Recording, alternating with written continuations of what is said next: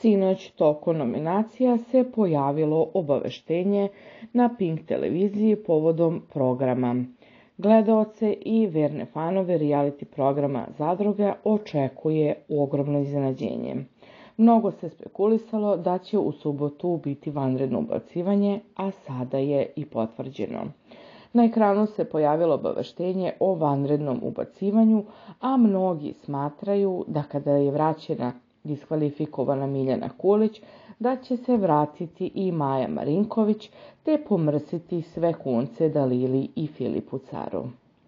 Pored Maje, mnogi smatraju da bi mogla da uđe i Mina Vrbaški, kako bi zakuvala čorbu Mensuru i Milici. Doduše, Mina je striktno rekla da je završila sa rejalitijem, te da joj je navodno reality uništio život, o čemu je govorila za medije za svoj rođendan. Također je i Dušica Jakovljević odgovorila na pitanje voljnih fanova, te su je upitali ko ulazi vanrednim ubacivanjem. Ko ulazi sutra u Zadrugu, glasilo je pitanje na koje je voditeljka odgovorila. Ja sigurno u studio, napisala je Dušica. Ko će sutra šokirati zadrugare, ali i gledaoce svojim ulaskom, ostaje nam da saznamo.